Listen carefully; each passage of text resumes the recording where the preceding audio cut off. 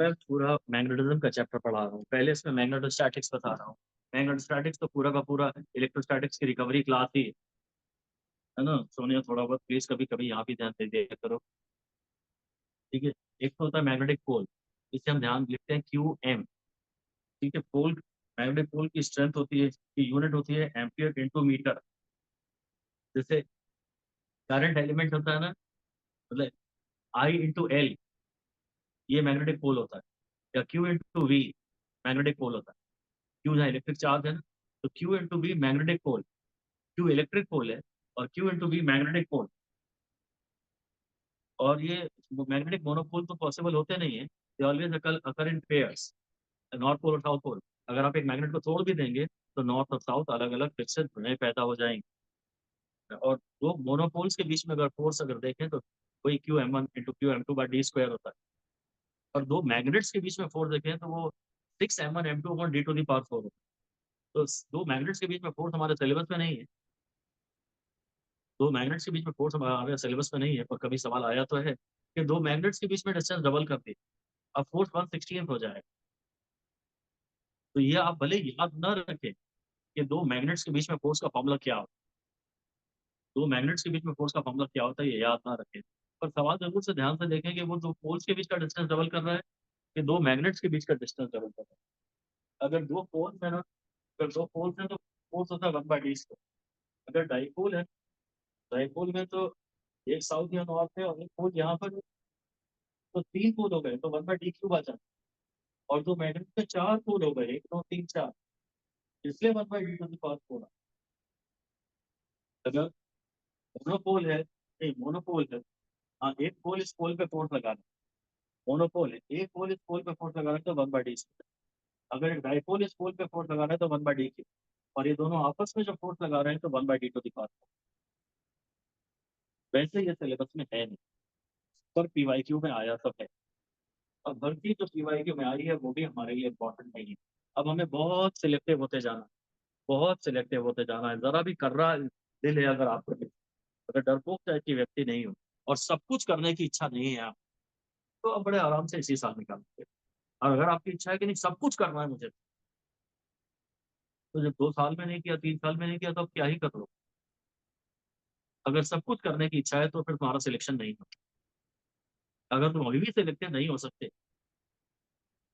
तो ये बात पक्की है कि तुम्हारा सिलेक्शन नहीं होगा और तुम परेशान आत्मा ही दिखोगे हमेशा। परेशान आत्मा तो पर तो बहुत है। तो म्यू नॉट की जो यूनिट होती है ना, वो ध्यान दीजिएगा, म्यू नॉट की यूनिट होती है न्यूटन पर एम्पियर स्क्वायर। ध्यान दीजिएगा, मैं म्यू नॉट का बिल, तो बी का अगर निकालना हो तो एफ बाई आई है, तो न्यूटन अपॉन एम्पियर मीटर।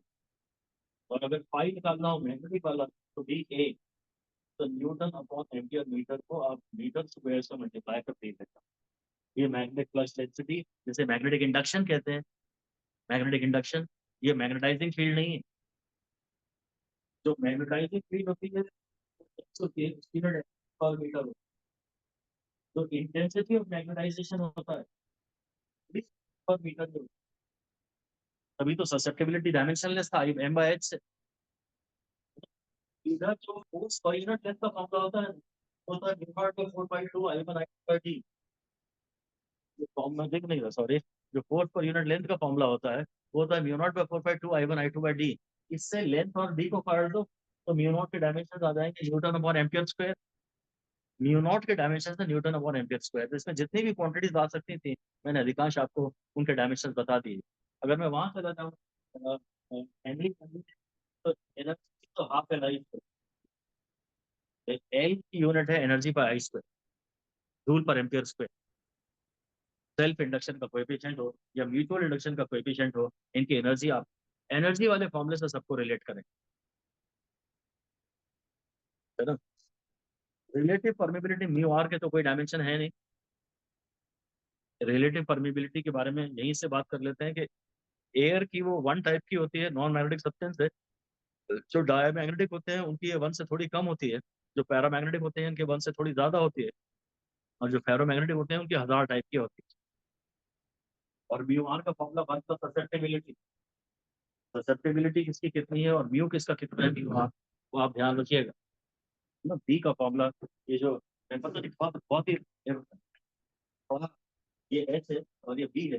लोहे के टुकड़ों पे जब मैग्नेटाइज करते हैं तो जो मैग्नेटाइजिंग फील्ड है वो एच है, और जो टोटल रिजल्टेंट फील्ड अंदर पैदा हो जाती है वो बी कहलाती है। तो B is B O H. तो ग्राफ शुरू में तो ऐसा रहता है, फिर ये ऐसा हो जाता है, सेचुरेशन आ जाता है। इस ग्राफ के स्लोप को परमिएबिलिटी कहते हैं। Use of course U R U not U R H. इस ग्राफ के स्लोप को परमिएबिलिटी कहते हैं। परमिएबिलिटी का मीनिंग क्या होता है ये जानना पागलपन से बड़ा नहीं। जब आप साल के शुरू में थे तो जरूर आप जानना चाहते थे कि यार परमिएबिलिटी क्या होता है, परमिटिविटी क्या होता है। एग्जाम के करीब आ गए तो आप इनके लिए बॉदर करते हैं क्या? परमिएबिलिटी, कोई सब्सटेंस अपने अंदर से लाइंस ऑफ फोर्स को ज्यादा आसानी से गुजरने दे तो उसकी परमिएबिलिटी ज्यादा है। जैसे डायमैग्नेटिक एक्सपेल करता है स्लाइटली, डायमैग्नेटिक अंदर से लाइंस ऑफ फोर्स को स्लाइटली एक्सपेल करता है, तो उसका mu R slightly less then.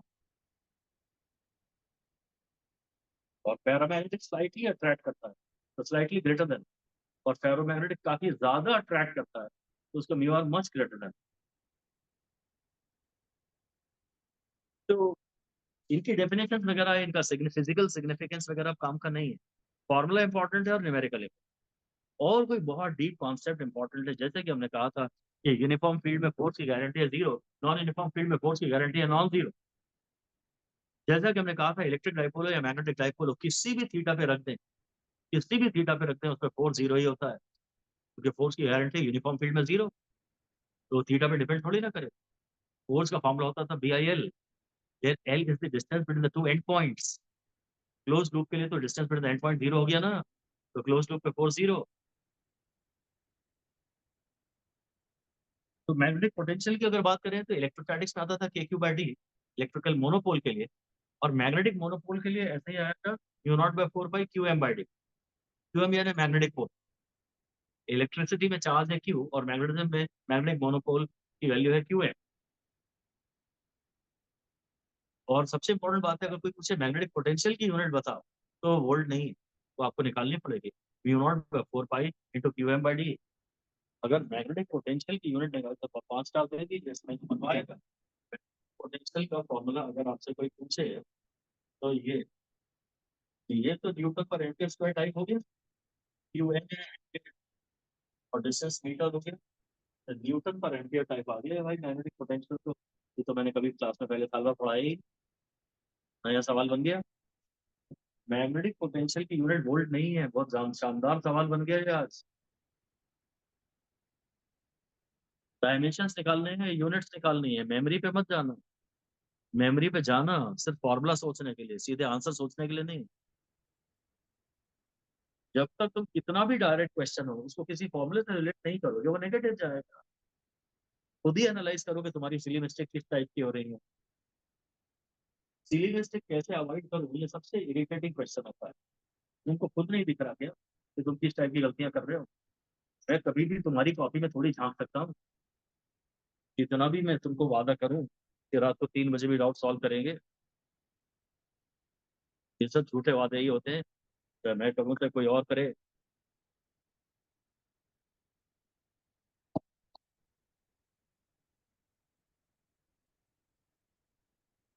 खुद अपना एनालिसिस करिए और आप देखिए आपसे किस टाइप की गलतियां हो रही हैं। अब सवाल करने का टाइम नहीं है, गलतियां रिवाइज करने का टाइम।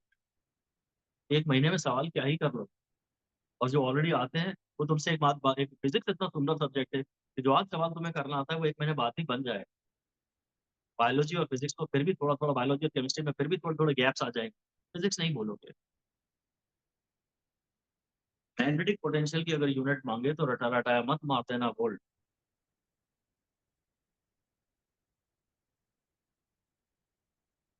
सॉल्व करना। तो मैग्नेटिक डाइपोल होता है क्यू एम इंटू एल। तो वेक्टर छोटा एम से लिखता हूँ मैं मेरे ये टर्मिनोलॉजी है जो एनसीईआरटी ने फॉलो की है, तो मैं क्यू एम से लिखता हूँ। ये मैग्नेटिक डाइपोल है, देखिए क्यू एम होता है। और जो मैग्नेटिक, ये जो मैग्नेटिक मोमेंट को कैसे लिखते हैं, तो मैग्नेटाइजेशन है।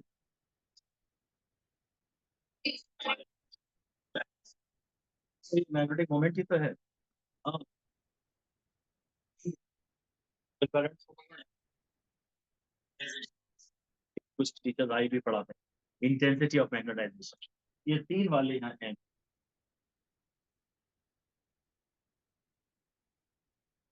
यूनिट यूनिट सब सारी सबकी अच्छे से देखनी है आपको।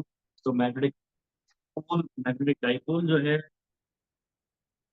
वो नेगेटिव चार्ज से, नेगेटिव साउथ से नॉर्थ की तरफ डायरेक्टेड रहता है अलोंग द एक्सिस। और ध्यान रखिएगा जो मैग्नेटिक लाइन ऑफ फोर्स होती है, मैग्नेटिक वो ओपन कर्व्स नहीं होती है, वो क्लोज कर्व होती है। इलेक्ट्रोस्टैटिक्स में ये नेगेटिव से चल के नेगेटिव और ये पॉजिटिव के बीच में यहाँ भी ऐसी होती है, यहाँ भी ऐसी होती है। तो यहाँ मैग्नेटिज्म में साउथ से नॉर्थ की जहाँ ऐसे जाती है, वहीं से यहाँ ऐसे जाती है, इस पर ध्यान देना। इससे कल भी सवाल बन सकता है। ये जो अंदर का पॉइंट है ना, अगर आपको कभी बोलना ही हो ना तो ब्रॉड साइड ऑन पोजीशन में बोलना। ये एंड ऑन पोजीशन में है, ये तो पक्का ब्रॉड साइड ऑन में है ही। यहाँ से इसकी ब्रॉड साइड दिखती है, आप कार को सामने से देख रहे हो, कार का एंड ऑन पोजीशन है। कार को साइड से देख रहे हो, लिमोसिन को देख रहे हो, तो ये कार की broad side on position.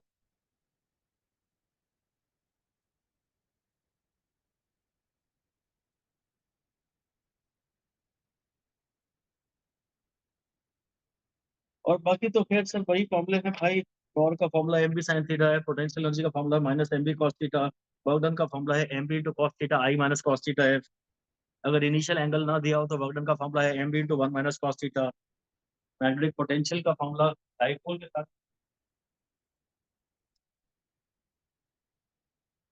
Clear में होते हो जाएंगे सारे थे भाई। मुझसे पूछा कुछ भी मत है, परेशान मत है। नॉट बाय फोर पाई यहाँ पे आता है, 0.8 एम कॉस थीटा। हाँ सेंट्रल पॉइंट पे,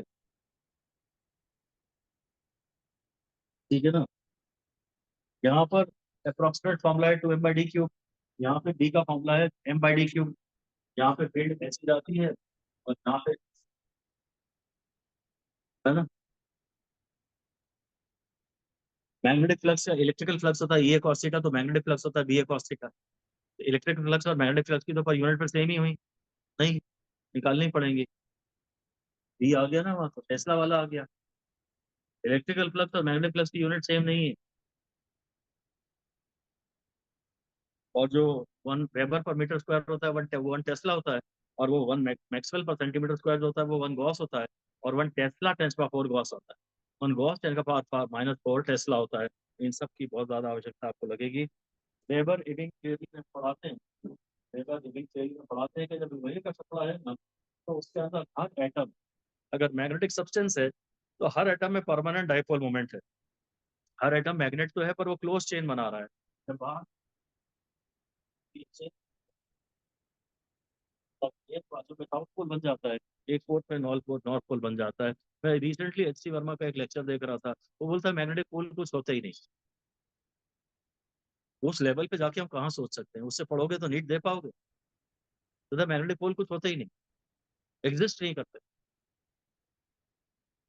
बोले थोड़ा अंदर होते हैं, थोड़ा अंदर मुझके कहाँ होते हैं, देना है कर दिया। किताबें पढ़ाती हैं थोड़ा अंदर होते हैं। एच सी वर्मा जैसे आदमी से तुम थोड़ी ना फिजिक्स पढ़ सकते हो, वो भी नीट के लिए।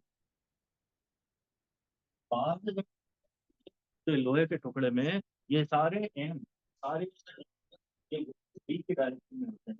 सारे दुनियाओं को घूम के फाइनली बी की डायरेक्शन में आने की आई बनाया, तो लोग मुझे आंसर लगे सारे पी को घूम के ई की डायरेक्शन में आना है। लॉजिकल है कि ई तो बहुत बड़ा है, छोटा सा पी ही तो उसी की डायरेक्शन में आएगा। लॉजिकल है। तो पी ई की डायरेक्शन में आता है और एम घूम के बी की डायरेक्शन में आता है। ये बातें बड़ी इंपॉर्टेंट है। जब फेरोमैग्नेटिक सर्किट में हम मैग्नेटाइजेशन कर रहे थे ना, यहाँ एच होता है तो यहाँ साउथ आता है और नॉर्थ आता है।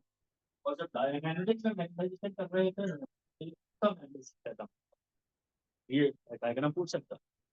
ये डायमैग्नेटिज्म में ये डायमैग्नेट में तो ये सब उल्टे कर देते हैं, एम बी की डायरेक्शन में नहीं आते ऐसी की तैसी। बट डायमैग्नेटिक सब्सटेंस जिन्हें सख्त, तो वेल सैचुरेशन में तो आपको पता है कि अगर जब सारे के सारे मैग्नेटिक डाइपोल्स अलाइन हो गए तो सैचुरेशन हो गया। अब आप एच बढ़ाओगे तो भी बी नहीं बढ़ रहा है, या मैग्नेटाइजेशन नहीं बढ़ रहा है। और फोर्स स्ट्रेंथ एरिया के प्रोपोर्शनल होता है। ये जो मैग्नेटिक मोमेंट होता है ना, ये मैग्नेटिक मोमेंट होता है क्यू एम इंटू वेव।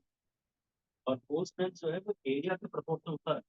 इसलिए यदि एक मैग्नेट को ऐसे काट चार भागों में, तो इसके नए मैग्नेटिक मोमेंट कितना हो जाएगा हर नए छोटे पार्ट का। मैग्नेटिक मोमेंट में लेंथ आती होगी तो मैग्नेटिक मोमेंट आता हो गया, पर इसका एरिया आता है कुल मिला के 1/4 होगा। तो लिखो, if a magnet is cut into n identical parts, if a magnet is cut into n identical parts in any manner, identical keyword है। अगर मैग्नेट को n आइडेंटिकल पार्ट में काटेंगे कैसे भी, तो magnetic moment of each new part will be 1n।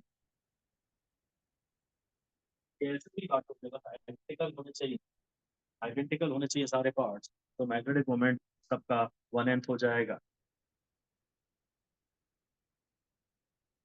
और Gauss law in magnetic तो यही है कि ये वाली क्लोज सरफेस है, ये साउथ पोल है और ये नॉर्थ पोल है, जैसा इस गॉसियन सरफेस से एसोसिएटेड मैग्नेटिक फ्लक्स पता, वो आंसर है 0, क्योंकि यहाँ तुम्हें दिख नहीं रहा, पर यहाँ एक नॉर्थ पोल है। मैग्नेटिक मोनोपोल तो कहीं एग्जिस्ट करते ही नहीं है। और फ्लूइड इलेक्ट्रोस्टैटिक्स क्या था, integration of v dot ds is q by epsilon to n close, और v डॉट dx ये 0 गया, और integration of v dot dx का करें तो ये एम्पियर्स लॉ है और ये गॉस लॉ, ये तो हमेशा 0 ही आता है। ये गॉस लॉ इन मैग्नेटिज्म है, ये गॉस लॉ इन इलेक्ट्रोस्टैटिक्स है। कुछ भी ले आया कर, कुछ जहर ले आया कर, पूछा मतलब इससे। समझ, हाँ, धन्यवाद।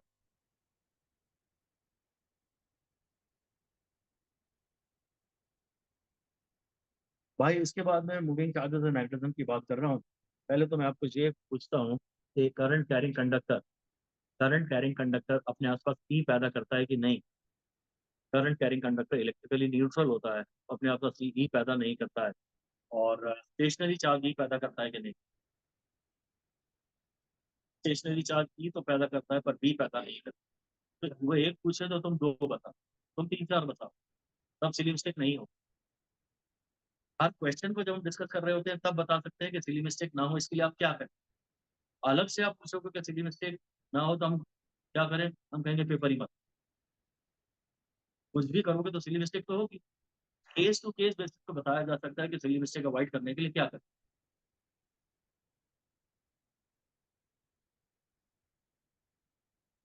अगर वो पूछता है मूविंग चार्ज क्या पैदा करता है, तो उसके आसपास सब कुछ बोलो जितना बोल सकते हो। अगर एक्सिलरेटेड मूविंग चार्ज है तो वो ये बेस पैदा करेगा, वो चेंजिंग बी पैदा करेगा, एक्सिलरेटेड है ना। अगर चार्ज कांस्टेंट वेलोसिटी से चल रहा है तो खाली बी पैदा करेगा। चार्ज है हवा में और कांस्टेंट वेलोसिटी से चल रहा है, मेटल में नहीं है। मेटल में नहीं है तो वो ई भी पैदा करेगा। मेटल में नहीं है ना, तो आयंस वायंस न्यूट्रलाइज नहीं कर रहे हैं। मेटल में नहीं है, हवा में है, तो वो बी भी पैदा करेगा, ई भी पैदा करेगा, और अगर एक्सिलरेटेड है तो चेंजिंग बी पैदा करेगा। उससे चेंजिंग ई पैदा होगी, उससे ईएम वेव्स पैदा होगी। तो पूरी कहानी बोलनी चाहिए, वो एक पूछे तुम 10 आंसर दो, तब सिली मिस्टेक नहीं होगी। तो वो एक पूछेगा तुम भी एक ही बताओगे, और जल्दी से जो तुम्हें एक को दिख जाएगा उसे टिक करके आगे बढ़ जाओगे, सिली मिस्टेक हो जाएगी। इसलिए तो फिजिक्स में 90 मिनट चाहिए। और 90 मिनट में भी केवल वही सवाल आप कर पाओगे जो बहुत अच्छे से आपको आते हैं। और उड़ाना नहीं है एक सवाल को भी कि यार ये तो चलो झट से इसको तो 4 सेकंड में मार ही दे। कोई सवाल 10 15 20 सेकंड 25 सेकंड से कम में ना किया जाए। कोई भी सवाल 25 सेकंड से कम में ना किया जाए, उससे एसोसिएटेड कम से कम दो तीन बातें और करें। खैर, जो करंट एलिमेंट होता है, जो करंट एलिमेंट होता है इसको हम करंट एलिमेंट बोलते हैं। आई डी, ये है बायो सावर्ट्स लॉ। ये बीटा परपेंडिकुलर वाला नहीं है, ध्यान रखिए। Divide by 4/2 I by R, उसमें ये परपेंडिकुलर डिस्टेंस होता है। बायोट सावर्ट्स लॉ में थीटा परपेंडिकुलर नहीं है, हालांकि कोई फर्क नहीं पड़ता है। बायोट सावर्ट्स लॉ में dt का फॉर्मूला होता है divide by 4 I dl cross r by r cube. तो हम इससे कोई न्यूमेरिकल तो ज्यादातर सॉल्व नहीं करते, इससे न्यूमेरिकल तो सॉल्व नहीं करते, पर डायरेक्शन के लिए कहते हैं कि भाई क्रॉस प्रोडक्ट लेना। बी की डायरेक्शन मेरे को तो पसंद नहीं है कि आप ये right hand rule left hand rule लगाओ। मैं तो कहता हूँ हो सके तो डीएल क्रॉस आर से निकाल, क्रॉस पर। खैर ये रूल भी अब हम कर ही लिया करेंगे कि अंगूठे की डायरेक्शन में करंट, ये जो करंट है ये करंट की डायरेक्शन नहीं, करंट तो स्केलर है, ये करंट की डायरेक्शन नहीं है, ये करंट एलिमेंट की डायरेक्शन। आइडियल एक वेक्टर, आइडियल वेक्टर है। अंगूठे को करंट की डायरेक्शन में रखेंगे और उंगलियों को उस तरफ पॉइंट करेंगे जहाँ फील्ड चाहिए, ये प्लेन को पीओसी कहेंगे, प्लेन ऑफ कंडक्टर, और इसके राइट एंगल्स पे जो आउटवर्ड नॉर्मल होता है, आउटवर्ड नॉर्मल, वो बी की डायरेक्शन, या तो क्रॉस प्रोडक्ट से निकालिए या ये आउटवर्ड नॉर्मल। इसमें इंपॉर्टेंट बात यह है कि जो एक्सियल पॉइंट है उसमें फील्ड जीरो होती है। अरे ये -a/2 है, ये +a/2 है, तो कहता है यहाँ पर फील्ड बताओ आ रहे हैं, इसमें करंट जा रही है, इस पॉइंट पे फील्ड बताओ ए के, कोऑर्डिनेट्स है a, 0। इतनी तेज मैं पढ़ा रहा हूँ यहाँ, अगर तुमने सांस पे ले ली जरा जोर से तो तुम मिस हो जाएगा कि मैं क्या पढ़ा रहा था। ऐसे में तुम लोग कैसे बातें कर सकते हो पता नहीं। अभी फोन करता हूँ घर पे तुम्हारे। एक्शियल पॉइंट पे फील्ड नहीं होती, इतनी तेज मैं आपको पढ़ा रहा हूँ कि आपने अगर इधर उधर देख लिया तो गए उधर से, पूरी लाइन ही मिस हो, और आगे पीछे की 3-4 लाइनें मिस हो। भाई तो टॉपर आदमी है, 5,000 ले जाएगा मुझसे साल भर, कुछ नहीं तो कम से कम के चक्कर में बर्बाद मत हो जाओ। तो 4-5 लोग चाहिए, इधर यहाँ बैठे हो, इधर यहाँ बैठे हो, अपनी बॉसबाजी कर सकते। मेरे तो आदमी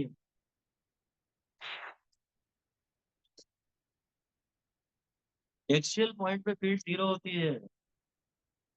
फिर यहाँ पहले मुझे लॉरेंट्ज फोर्स का फॉर्मूला मिल रहा है, और वो है QE+QV क्रॉस बी। अक्सर की इलेक्ट्रिकल फील्ड नहीं होती, हम खाली QV क्रॉस बी को ही मैग्नेटिक फोर्स बोल देते हैं। अगर Q जीरो हो, V जीरो हो, B जीरो हो या थीटा जीरो हो तो Lorentz force zero. Q zero यानी एटम, वेलोसिटी जीरो यानी stationary charge particle, B zero यानी न्यूट्रल पॉइंट पर, और थीटा जीरो यानी थीटा जीरो या 180, बड़ा इंपॉर्टेंट है। थीटा पे ही नॉर्मली सवाल आते हैं, थीटा पे ही नॉर्मली सवाल आते हैं। तो ये पूछता है कि और ये वायर चलो, इसके कारण यहाँ फोर्स है कि नहीं। ये वायर 1 है, वायर 2 है, तो वायर 2 पे जो फोर्स लगेगा उसकी डायरेक्शन बता, या नहीं लगेगा तो वो बता। तो इसके कारण फील्ड तो है, और इससे करंट कैरिंग कंडक्टर का फील्ड, और जो फील्ड है वो अंदर है, थीटा तो 90 है। ये जो फील्ड है तो क्रॉस की है, थीटा तो 90 है, फोर्स तो जीरो नहीं, निकलेगा मुझका कुछ फोर्स यहाँ शायद। लेफ्ट हैंड रूल से निकाल के देखना पड़ेगा। फोर्स ऐसा आएगा, पास वाले एलिमेंट पे बी ज्यादा है तो फोर्स ज्यादा है, दूर वाले एलिमेंट पे बी कम है, इसके कारण या बी कमजोर है तो फोर्स कम आएगा। वो लेफ्ट हैंड रूल से निकाल के देखना पड़ेगा। हाँ या फिर जो भी है, all right. Anyway, Q B cross B, force निकालना हो ना, तो वैसे तो आंसर जीरो आने की संभावना है, पर हो सकता है ना भी है।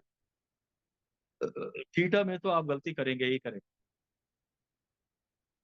कि चार्ज पार्टिकल की वेलोसिटी है, और इसके कारण ये फील्ड अंदर है। ये आपस में 90 डिग्री पे ये लोग दिख रहे हैं, इनका एंगल जो दिखता है वो तो झूठी दिखता है।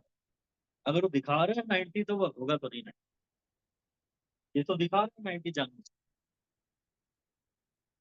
अगर वो ऐसा भी बना दें, ऐसा भी बना दो, 452 पैरेलल वायर्स के समय यही तो पढ़ते हैं, तो भी फील्ड तो अंदर ही होती है। ये कागज के प्लेन में है, और फील्ड कागज के प्लेन के परपेंडिकुलर है। थीटा तो 90 है, यहाँ पे भी थीटा 90।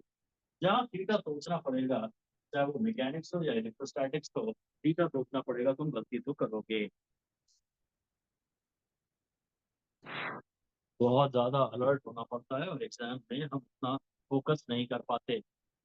एग्जाम में भी अगर एक पर्टिकुलर सवाल में तुम इतना फोकस कर रहे हो कि तुम आजू बाजू तुम्हें कुछ याद नहीं है कि तुम एग्जाम हॉल में बैठे, तो फिर गलती नहीं होगी।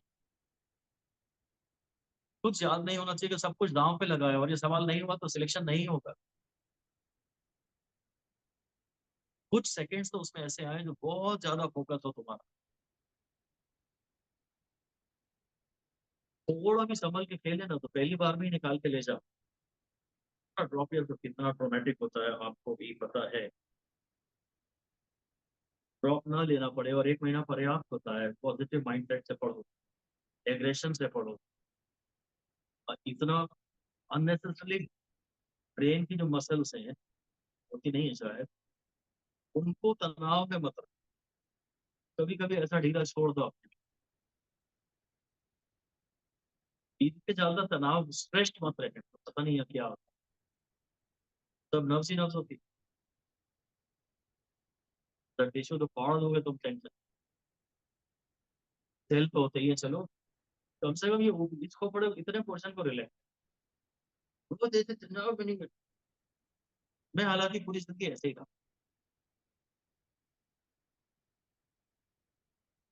पर फिर भी शायद अब समझता हूँ कि नहीं, ब्रेन को जल्दी नहीं थकाना है ना अपने को। 5 20 में एग्जाम के में 5 मिनट बोलोगे यार, मैं भी हल्का 5 मिनट थोड़ा धीरे धीरे करूंगा, ताकि मेरा ब्रेन नॉर्मल हो जाए। ब्रेन को रेस्ट देना है, आप खींच के नहीं रखना है ब्रेन, अलर्ट रहना है। पर ब्रेन को थोड़ा फ्री भी रखना है।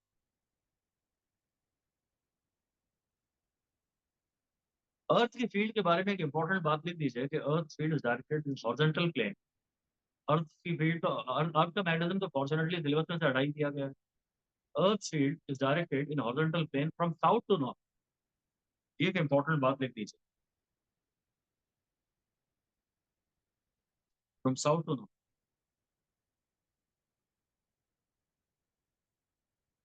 और वैसे तो मैं चाहता हूँ कि फोर्स की अगर डायरेक्शन निकालनी हो तो पूरे क्यू भी क्रॉस बी से करिए, और उसमें क्यू का साइन भी डालिए। पर अगर आप लेफ्ट हैंड रूल से लगा रहे हैं, सपोज लेफ्ट हैंड रूल से लगा रहे हैं सपोज, वैसे तो मैंने आपको पढ़ाया ही नहीं है, पर वहाँ कुछ लोग वहाँ पे बैठे हैं उनके लिए सुना रहा हूँ, उन्होंने लेफ्ट हैंड रूल से किया होगा। तो ध्यान रखना कि जो और डायरेक्शन आएगी ना लेफ्ट हैंड रूल से, लेफ्ट हैंड रूल से जो डायरेक्शन आएगी वो ऑटोमेटिकली सही डायरेक्शन है, इलेक्ट्रॉन पे भी पलटना मत उसको। सेंट्रल फिंगर करंट की डायरेक्शन में लानी पड़ती है, कन्वेंशनल करंट की डायरेक्शन में लानी पड़ती है सेंट्रल फिंगर। फिर जो थंब आता है ऑलरेडी फोर्स की डायरेक्शन में है। Velocity selector is something beautiful, very important. अगर क्यू ई पूरा पूरा से लिखा जे कैप क्रॉस बी के कैप ऐसा टाइप का, इसको पूरा निकालना है। अगर ये जीरो आ जाए तो फोर जीरो है, फोर जीरो है तो पार्टिकल अनडिफ्लेक्टेड गुजर जाएगा। और पार्टिकल के अनडिफ्लेक्टेड गुजरने के लिए डी इक्वल ए ही होना चाहिए, तीनों म्यूचुअली परपेंडिकुलर होने चाहिए। बीस गुरु बीस और बीसी वाले से आप सकते हैं, ये बोलने में अच्छा लगता है। तो हाँ, वही ई गुरु बी टाइप का ही आएगा, और वो ठीक है, बड़ा इंपॉर्टेंट है ये। सबसे मजेदार बात यह है कि अगर इधर एक पॉजिटिव पार्टिकल अनडिफ्लेक्टेड जा रहा है ना, तो यहाँ नेगेटिव पार्टिकल भी अनडिफ्लेक्टेड इसी डायरेक्शन में जाए। ना क्यू पे डिपेंड करता है, ना एम पे डिपेंड करता है, ना क्यू बाय एम पे डिपेंड करता है, बस वेलोसिटी सेम। अगर एक जितने भी पार्टिकल होते हैं सेम वेलोसिटी के, वो सेम डायरेक्शन में जाते हैं undeflected. Atom atom sorry, ion हो चाहे इलेक्ट्रॉन हो चाहे प्रोटॉन हो, अगर उसकी वेलोसिटी ई बाई बी के बराबर है और ये म्यूचुअली परपेंडिकुलर है इसी तरह से, बी ई और बी, तो सारे पार्टिकल अनडिफ्लेक्टेड जाएंगे। वो सिर्फ वेलोसिटी को सिलेक्ट कर रहे हैं। तो वेलोसिटी सिलेक्टर में तो कुछ अच्छा इंपॉर्टेंट पेपर में आना की संभावना है ही। जब कंबाइंड ई और बी होती हैं, जब कंबाइंड ई और बी होती हैं तो अगर तब पूछता है कि अनडिफ्लेक्टेड जाना है, तो ऐसा नहीं होना चाहिए कि ई खाली हो, मैग्नेटिक फील्ड ना हो ई, अगर खाली इलेक्ट्रिकल खाली तो लगेगा। हाँ, हो सकता है कि फील्ड ऐसी ही हो, तो फिर फोर्स भी ऐसा ही लगेगा, और तब भी पार्टिकल अनडिफ्लेक्टेड चला जाए। कब पार्टिकल डिफ्लेक्ट होगा और कब अनडिफ्लेक्टेड चला जाएगा, वो क्वेश्चन में सवाल आते हैं, वो सभी ने आपने किए हुए होते हैं। चार ऑप्शन देते हैं, कभी ये जीरो, कभी दोनों जीरो, कभी ये नॉन जीरो, चार ऑप्शन आते हैं। क्वेश्चन इंपॉर्टेंट होते हैं। उसकी लैंग्वेज में ये होना चाहिए, लैंग्वेज में ये होना चाहिए undeflected and without any change in speed. अगर स्पीड में नहीं चेंज हो रही है तो फोर्स जीरो, अगर स्पीड चेंज हो रही है तो भाई ऐसा भी तो हो सकता है कि सेम डायरेक्शन में एक्सीलरेट और ऑफ पार्टिकल।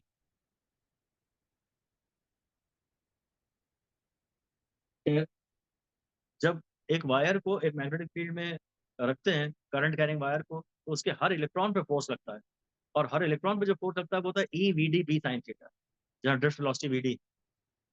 और पूरे वायर पे जो फोर्स लगता है वो तो फिर आप जानते हैं बी एल साइन थीटा। हो सकता है वो पूछे हर इलेक्ट्रॉन पे फोर्स कितना है, वायर पे फोर्स पूछेगा तो आप बता ही दोगे B I L sine theta.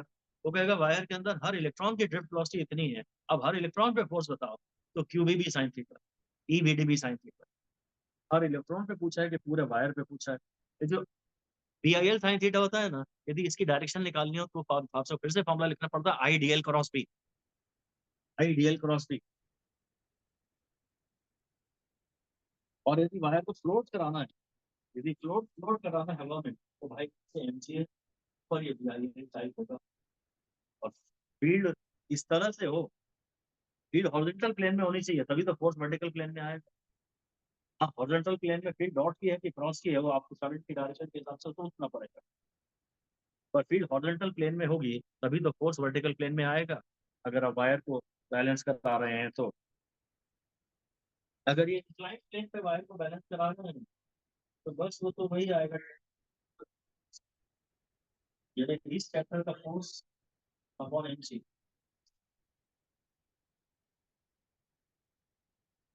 MP का तो ये बाय जी।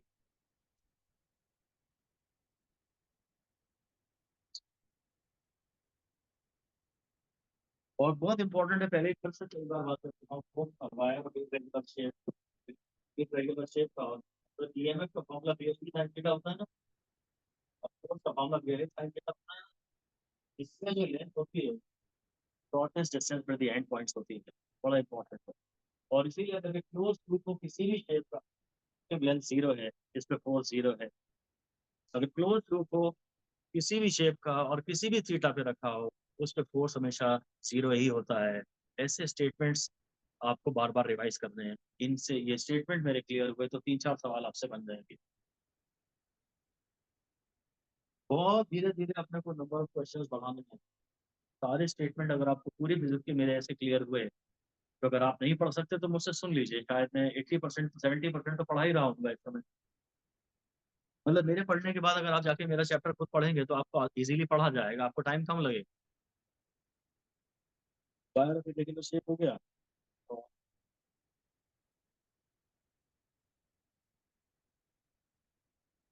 फिर वही मोशन इन मैग्नेटिक फील्ड।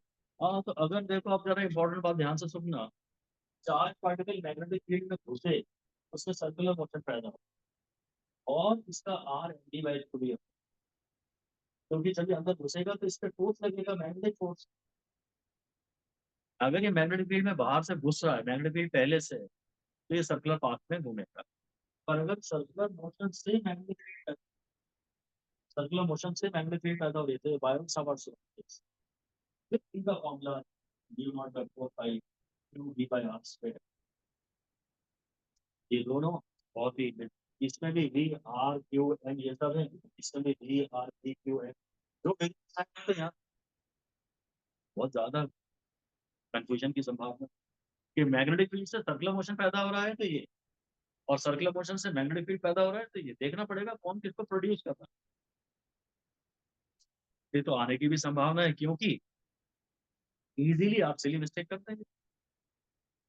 आपको ध्यान देना पड़ेगा कि दो केस होते हैं, कोई ये पूछ रहा है आपसे, कोई एक पूछ रहा है, और आपको कोई भी एक याद आ रहा है और आप वही टिक कर रहे हो, बस आप दूसरे की तरफ ध्यान ही नहीं दे रहे हो, तो आपसे सिली मिस्टेक कभी भी हो जाएगी, कभी होगी कभी नहीं होगी, किस्मत का खेल है।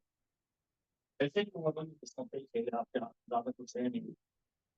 इस समय तो आके आपको ये बोलना ही चाहिए कि सब किस्मत का खेल है, मैं अपने तो बेस्ट कर ही रहा हूँ।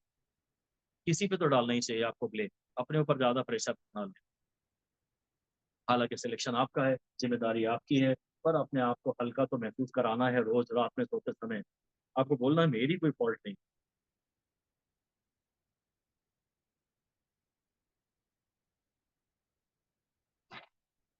अपने ऊपर फालतू बोलो टीचर ने धोखा दिया, सबसे आसान, कोचिंग ने धोखा दिया, अपने ऊपर ब्लेम मत लो। कुछ ना कुछ करके आपको अपने आप को लाइट तो करना ही। अपना डर जाके रात को मम्मी को उठाओ सोते हुए और उनको बोल दो मैं बहुत डरी हूँ, खुद आराम से सो जाओ। आप ये टेंशन पास ऑन करते ही रहो, भले एक बार थप्पड़ पड़ जाएगा और उस तरह तो बेशरम हो गए। फुल ऑन बेशरम बनो और टेंशन अपने पास मत रखो। न्यूटन लॉ में पढ़ते थे ना, टेंशन को जैसे यहाँ बना रहे हो धागा तो यहाँ टेंशन, यहाँ बना रहे हो तो यहाँ टेंशन। और ये है अपन, टेंशन को अपने से दूर। एफबीडी बनाते में यही रूल था हमें, हमारा टेंशन को अपने से दूर रखना है। ऑलराइट। तो चार्ज पार्टिकल जब मैग्नेटिक फील्ड में घुसता है तो उसके रेडियस का formula M B by Q B होता है, और आप जानते हैं पी बाई क्यू बी होता है। आप जानते हैं वो root two M E by Q B होता है। अगर मैं आपको बोलूँ तो चार्ज ये इलेक्ट्रिक फील्ड है, ये टी है और ये डी है, डिस्टेंस डी, तब पार्टिकल को मैंने एक्सेलरेट किया और मैग्नेटिक फील्ड में घुसेड़ दिया। अब इसके रेडियस का फॉर्मूला बता। हाँ, बस ई की जगह मैं लिखूंगा तो ये तो ई क्या होता है, काइनेटिक एनर्जी होगा ई। बस ये हो गया मेरा समझ। चार्ज पार्टिकल को मैग्नेटिक फील्ड से एक्सीलरेट किया और मैग्नेटिक फील्ड में घुस कर दिया। अब उस अगला पाथ में जाएगा तो जो क्विंटल को रूट को एन ई लिखते थे वो ई के होता था। एनर्जी होती है क्यू वी, चार्ज क्यू को वोल्टेज वी से एक्सीलरेट कर देते आते एनर्जी क्यू वी, और वी आएगा ई डी। ये थोड़ा सा एडवांस सवाल हो गया भैया। और इसमें अगर ऐसा सवाल आया है ना तो ये आपसे बन जाएगा पेपर में, रीअरेंजमेंट का सवाल है ना ये, बस डिजिट नहीं है ना, तो ये तो पक्का बन ही जाए। नहीं करना फर्स्ट राउंड में तो मत करो, फर्स्ट राउंड में करना लायक भी है, क्योंकि ढूंढना है इसमें से भी। ऑप्शन एलिमिनेशन सबसे बढ़िया। सॉल्व मत करो, ऑप्शन एलिमिनेशन पे करो। ये क्यों नहीं होगा, एक आध रीजन ढूंढो और बता दो अच्छा ये तो नहीं हो सकता। ऑप्शन एलिमिनेशन ये रीजन का क्वेश्चन है। ऑप्शन, इसमें डिजिट नहीं है, इसमें इसको क्या बोलते एक्सप्रेशन है ये, और एक्सप्रेशन वाले सवाल आपसे बनेंगे। दिमाग थोड़ी ज्यादा लगना है, इसको ज्यादा नहीं लगना है, कॉन्फिडेंस चाहिए कि बन जाएगा तो बन ही जाएगा। तो बस इसमें जो टाइम पीरियड आता है वो 2 पाई एम बाई क्यू भी आता है। और अगर वो पूछे कि ये पार्टिसिपेट कितनी देर रहा, ये कितनी देर रहा, सेमी सर्किल है टी बाई टू रहा, जब भी वो टाइम पीरियड पूछेगा तो हमेशा फुल सर्कल की बात करें। वो कितना सा ये डायग्राम ये देगा, जान लो उससे पीछे रूल होता है ना, पॉजिटिव चार्ज क्रॉस की फील्ड में आए तो वो एंटी क्लॉकवाइज सर्किल में जाता है, पॉजिटिव चार्ज क्रॉस की फील्ड में आए तो वो एंटी क्लॉकवाइज सर्किल में। और सपोज वो ऐसे आ रहा है, कहता है इसका टाइम पीरियड बताओ। टाइम पीरियड बताओ तो 2 पाई एम बाई क्यू बी। कितनी देर फील्ड के अंदर था तो ये कैसे, तो ये सवाल टफ है, ये जेई का सवाल है, आपसे नहीं होगा, मत कर। हाँ, इतना तो दिख रहा है कि टी बाई टू से काफी कम अंदर रहेगा, तो तुक्का मार सकते हो ऑप्शन देख के। ऐसा सवाल आता है। ये- ये- ये- yes। अगर कभी ये आधे सर्किल से ज्यादा अंदर दिख रहा है तो ये टाइम टी बाई टू से ज्यादा, आधे सर्किल से कम फील्ड के अंदर दिख रहा है तो टाइम टी बाई टू से कम है, तुक्का मार सकते हो। सॉल्व यही बात कर सकते हैं, हमें नहीं हमें करना ही नहीं है। बहुत कॉन्फिडेंस हो, ऐसे 20-25 सवाल किए हो तो कर ले, 2-4 सवाल किए हो तो मत कर। जरा भी कॉन्फिडेंस की कमी हो वो सवाल नेगेटिव ही जाएगा।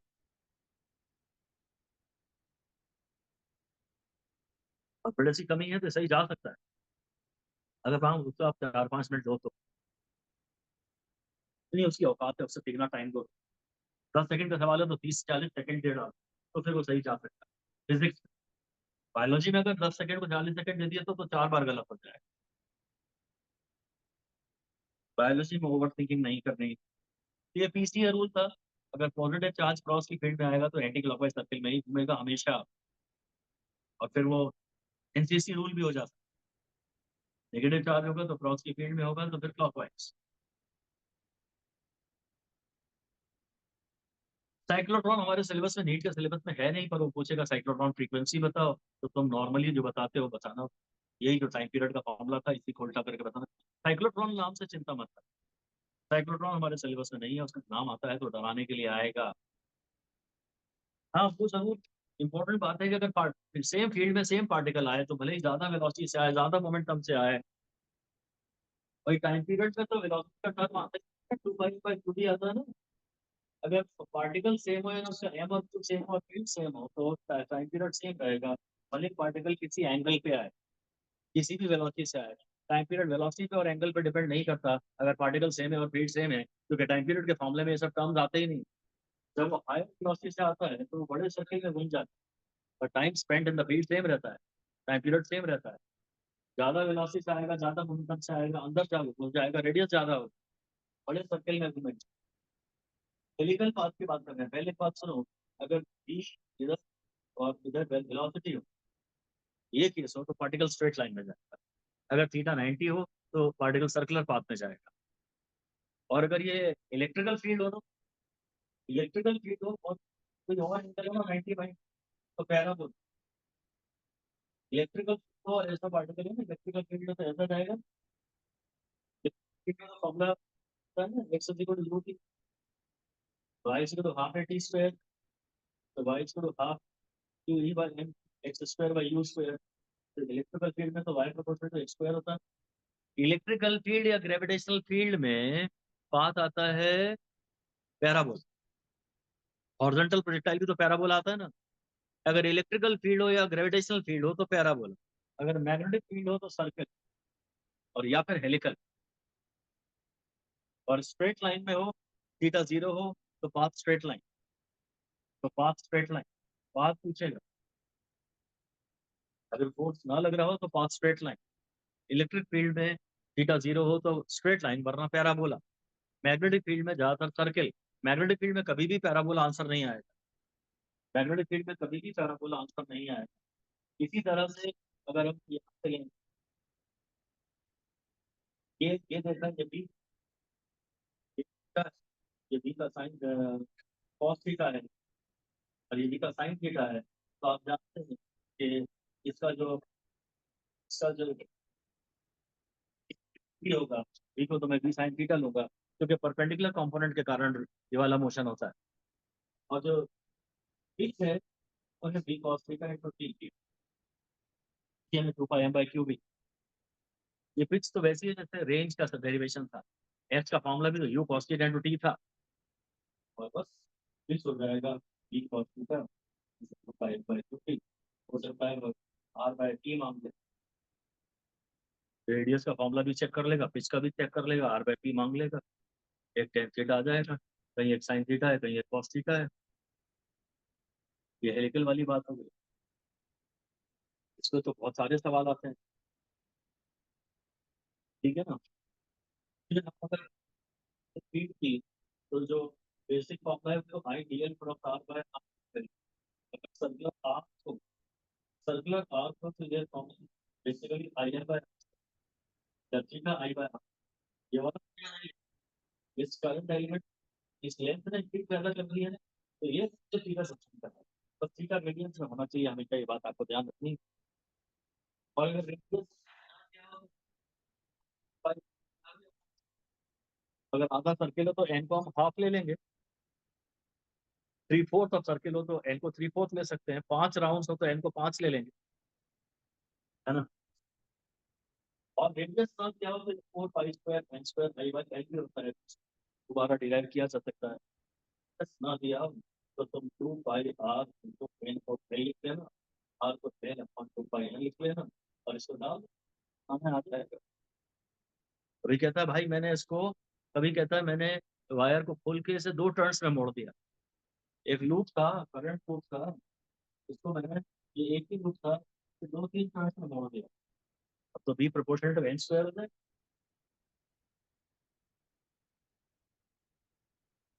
सही है, देखना पड़ता है सवाल में क्या सही है, फिर उसके टर्म को एलिमिनेट करना पड़ता है। कुछ तो हर सवाल में सेम होता ही है। और अगर स्ट्रेट वायर है तो फीड होती है 2 I/R, और सर्किल है तो 2 पाई I/R। सर्किल की फीड पाई गुना ज्यादा होती है, सर्किल में तो पाई आएगा ही आएगा। आधा सर्किल है तो कहीं पाई/2 आए। कभी कभी बोलते हैं मेरे पास होती एक इसकी फीड बता, बोले यहाँ करंट आया है, ये है, ये फीड बता। तो पहले तो ये देख लो इनकी फीड एडिटिव है कि सब्सट्रैक्टिव है। तो इसकी फीड और इसकी फीड क्या है, भाई सर्किल है तो कहीं पाई/2 आएगा। तो ये पता नहीं ये दोनों एडिटिव है कि सब्सट्रैक्टिव है, इसके कारण से क्रॉस, और इसके बाद मुझे चाहिए डॉट सब्सट्रैक्टिंग है ना, ये इधर ये क्लॉकवाइज वाले तो क्लॉकवाइज है, कहाँ इनकी फील्ड तो जमती नहीं हो जाएगी, आधा सर्किल बचेगा बस, आधा ही सर्किल बचा है तो कोई प्रॉब्लम नहीं, आधा ही सर्किल बचा है तो कोई प्रॉब्लम नहीं। वरना अगर ये ऐसा होता, अगर ऐसा होता तो भी आधे ही सर्किल की आती, क्योंकि ये एक्सियल पॉइंट होता है, इसकी फील्ड कैंसिल हो जाती। अगर ये ऐसा होता तो इसकी फील्ड क्या, और इसकी फिर ये आधे वायर के कारण है। अब मुझे ये कहना है कि केवल ये भाई अच्छा करंट तो सेम ही है, तो ब्रैकेट के अंदर प्लस आएगा,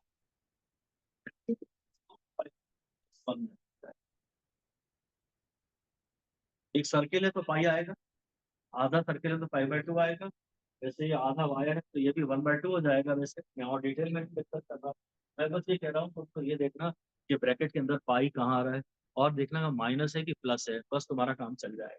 सर्किल की फील्ड पाई गुना बड़ी होती है, ये वन माइनस पाई तो कभी नहीं आएगा, ये पाई माइनस वन टाइप ही आएगा। ऐसे ऑप्शन एलिमिनेशन से खेल लेना।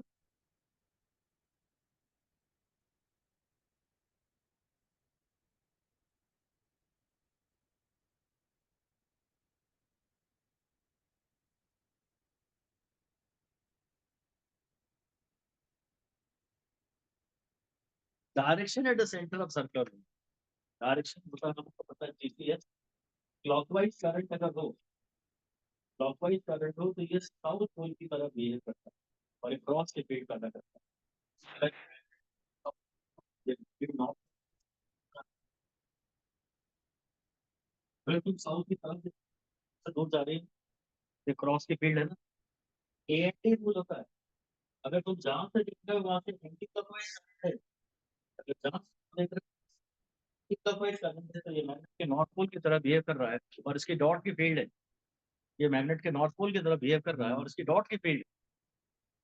भाई यदि ये तुम नॉर्थ पोल को देखोगे यहीं से खड़े होके, यहाँ से खड़े होके मैग्नेट को देखा तो ये तुम्हारी फील्ड तुम्हारी तरफ आ रही है ना, तुम्हारी तरफ आ रही है तो डॉट की फील्ड है, तुमसे दूर जा रही है तो कट्टे पट्टे क्रॉस। ये है सर्कुलर कॉइल की फील्ड की बात, बड़ी इंपॉर्टेंट आपको बतानी है कि सर्कुलर कॉइल के सेंटर पे फील्ड जहाँ तो ऐसी ऐसी बना देते हैं, यहाँ भी ऐसी ऐसी बनाते हैं, यहाँ स्ट्रेट लाइन, और ये स्ट्रेट लाइन बताती है कि सेंटर के अराउंड, सेंटर के पास फील्ड को अप्रोक्सीमेटली यूनिफॉर्म माना जा सकता है। और इसीलिए जब तुम ग्राफ बनाते हो, एक चार्ज रिंग का ई वर्सेस आर का ग्राफ बनाते हो तो ऐसा बनता है, ई वर्सेस आर तो ऐसा बनता है। पर अगर तुम करंट कॉइल की ऐसी बनती है, ये सेंटर पे फ्लैट एक रिंग बनाना चाहिए, इसे सेंटर पे ऐसा ना बनाए तो ज्यादा अच्छा है, यही बेस्ट ऑप्शन हो तो फिर यही सही, सेंटर पे फ्लैट बनना चाहिए, ये क्योंकि सेंटर पे हमें फील्ड को यूनिफॉर्म बताना है, ये एब्रप्ट नहीं होना चाहिए, थोड़ा फ्लैट टाइप होना चाहिए। और ये ऑप्शन ना दिया हो तो फिर यही सही, कोई बात नहीं, हमें तो बेस्ट ऑप्शन ढूंढना है, हमें लड़ना ही नहीं है कि यार भाई इसको तो चारों में से कोई भी ऑप्शन यही, चारों में से कोई भी ऑप्शन ना हो, तो इस बात की संभावना है कि सवाल गलत है, पर गलत सवाल कैंसिल होगा इसकी कमी उम्मीद है, तो उनमें से जो भी बेस्ट हो।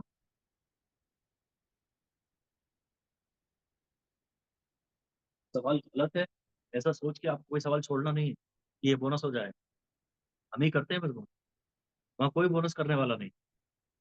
हाँ वहाँ बोनस आप कर सकते हो, जो बहुत टफ सवाल है उसको आप छोड़ दो, वो अपने आप ही आपके लिए बोनस हो गया। बाकी आता है आपको, तो आपको लग रहा है सवाल में कुछ गलती है, तो एक ना एक तो टिक करो जो नियरेस्ट आपको लग रहा है। हाँ उसमें भी टाइम लग रहा है तो मत करो, लड़ाई मेनली तो टाइम की है, सबसे पहली लड़ाई तो टाइम की है, बाकी सारी बातें सेकेंडरी होती हैं। राइट,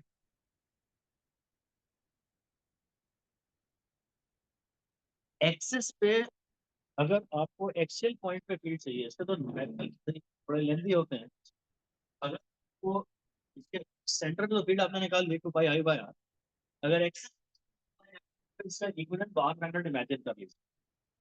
अब ये जो पॉइंट है, ये वाला है ना, तो यहाँ से लिबर्टी का आपको एंजल फ्रंट पोर्शन दिख रहा है ना, ये ऑन पोजीशन, ये जो पॉइंट है इसका ब्रॉड साइड ऑन पोजीशन। तो भाई यहाँ पर चीज हो जाएगी 2 f/d क्यूब, फिर जो डी का जैसे यहाँ से लेना सही है, तो f/d क्यूब डी है r² + x², और ये एक आर है और ये एक्स है, और इस एरिया को भी लिख लीजिए πr², 2 πr² square square square इसका क्यूब, ये मैंने डायरेक्ट 3/2 लिख दिया था। ये पॉइंट पे पी का फार्मूला है। सैम इसका न्यूमेरिकल आए तो इसकी संभावना तो कम ही है, पर ये कंप्लीट डायरेक्ट फार्मूला पूछ सकते हैं। जब ये मीन फ्री पाथ का फार्मूला 2 बार पूछ सकते हैं, 2014 में भी और 2021 में भी मीन फ्री पाथ का फार्मूला पूछ सकते हैं, तो इसका फार्मूला भी पूछ ही सकते हैं। ज्यादातर लोग तो ये छोड़ के ही जाएंगे फार्मूला। इस पे न्यूमेरिकल आ जाए तो फिर आप मत करना, वो टाइम खा जाए। अगर आपने बहुत प्रैक्टिस की है इसकी तो एक अलग बात, वरना इसका सवाल आपका टाइम खा जाएगा। तो चलो मैं ये कहता हूँ चलो पी है, तो फिर जो पी एक्सेस होता है ना, पी सेंटर p² + 1 × √p²+1, भाई p² + 1 3/2 आएगा, +1 3/2 आएगा, ये p स्क्वायर, तो क्या ही हो गया। अगर वो एक्सेस पे फील्ड मांग रहा है और सेंटर पे दी है, या कोई रिलेशन मांग रहा है, कहीं तो ये कह रहा है ये आर है, अब ये भी आर है, ये r√2 है, अब तो मैं बोलना है 20%, ये 1/√2 का cube। ऐसा समझ पा रहे हो तो ऐसा समझ लो। भाई ये आर के डिस्टेंस पे फील्ड मांगता था, या आर के डिस्टेंस पे मांगता था, अब r√2 के डिस्टेंस पे मांग रहा है, और यहाँ तो field proportional to 1/d cube भी होगी। खैर, अगर प्रैक्टिस नहीं है तो ये नहीं करोगे, और करते समय आप आपका डामाडोल तो होगा, मन के करें कि नहीं करें, करें कि नहीं करें। ना पहली बार ये थॉट आए करें कि नहीं करें, करें कि नहीं करें, मैं मत कर। आधे मन से जो करोगे वो आधा रिजल्ट भी नहीं देगा, आधे नंबर भी नहीं देगा, वो -1 ही देगा। आधे मन से आधे कॉन्फिडेंस से जो सवाल करोगे वो -1 ही देगा। तो बड़ा ध्यान सिग्नल है, तो जैसे ही सवाल आने लगे कि करें कि नहीं करें, करें कि नहीं करें, सच से छोड़ दो। ये मत कहना साहब ऐसा तो हमारा हर सवाल में ही होता है। पहले राउंड में ऐसा होगा हर सवाल में, अगले राउंड में आप आओगे तो आपका मन कर जाएगा कि इस सवाल को करने का, कि चलो ये तो करना ही पड़ेगा। सब्सिक्वेंट राउंड्स में आपका डिटर्मिनेशन बहुत पक्का हो जाता है कि नहीं, अब सब देख लिया है मैं, अब ये तो करना ही पड़ेगा। पहले आपने नहीं देखा था तो अच्छा है आप एक्सप्लोर करिए कि कहीं कोई इससे ज्यादा आसान सवाल तो नहीं है। पूरा पेपर देखना ही नहीं है आपको, सिर्फ छाट छाट के 15-16 सही सवाल करने। अगले राउंड में आओगे तो आपका मन बन चुका होगा कि बहुत से तो करना ही पड़ेगा, नहीं तो मेरा कोई इलाज ही नहीं। अब ये हुआ वो की स्थिति खत्म हो जाएगी, आप एग्रेशन से खेलोगे। अब तो स्लॉग ओवर आ गए ना।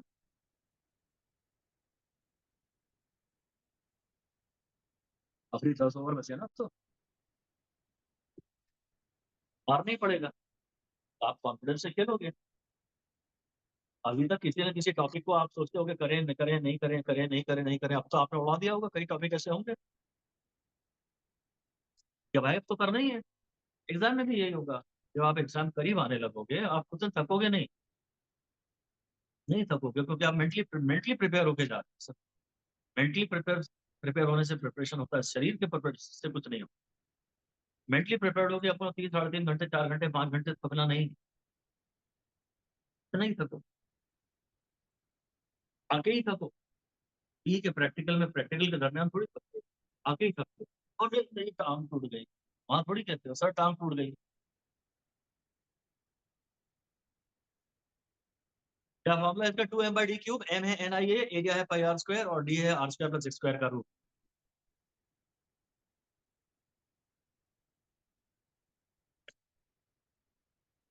एम्पियर सर्किटल लॉ जो है वैसे तो सभी केसेस में लगाया जा सकता है, पर सिमेट्री वाले केसेस में ज्यादा आसानी से लगाया जा सकता है। इवन गॉस लॉ जो है वो भी सभी केसेस में लगाया जा सकता है, पर सिमेट्री वाले केसेस में इंटीग्रेशन की कैलकुलेशन आसान होता है। और ये इसमें मैं एम्पियर सर्किटल लॉ जब मुझे याद आता है तो मैं आपको याद दिला देता हूँ कि जो हॉलो कंडक्टर होता है, इसके अंदर बी जीरो होता है और बी भी जीरो होता है, हॉलो है। हाँ हॉलो है तो करंट एंक्लोज जीरो है ना। हॉलो कंडक्टर कैरिंग करंट का तो ये हाल होता है।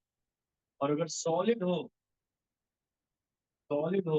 करंट इसमें पूरा यूनिफॉर्मली डिस्ट्रीब्यूटेड है भाई, यहाँ तो ये हो जाता है टू वाई बाय, यहाँ हो जाता है two Y by capital R, और यहाँ इंटरनल पॉइंट पे हो जाता है two I by capital R equal छोटा आर बाय कैपिटल। सॉलिड हो तो जो सरफेस पे होता है, जैसे ग्रेविटेशन में होता था, ग्रेविटेशन में जी का फॉर्मूला सरफेस पे था जी बाय आर स्क्वायर, और इंटरनल पॉइंट पे था छोटा आर बाय पावर। वैसे यहाँ भी है जो सरफेस पे है एक तो छोटा आर बाय पावर। इन डेरिवेशन में इसी बात और ये देखते हैं कि आर जो है वो सरफेस से नहीं नापते कभी भी, यार हमेशा तो सेंटर से नापा जाता है। ग्रेविटेशन में भी तो आर सेंटर से ही नापा जाता है। एक वैसे कहीं बनता ही है, ये एक पतला वायर है और एक ये मोटा वायर है, और ये डिस्टेंस सेम, बोले दोनों पे फील्ड कंपेयर करो, तो हम बोलते हैं भाई सेंटर से दूरी सेम है। हमें वायर के डायमीटर से कोई लेना देना कभी होता ही नहीं।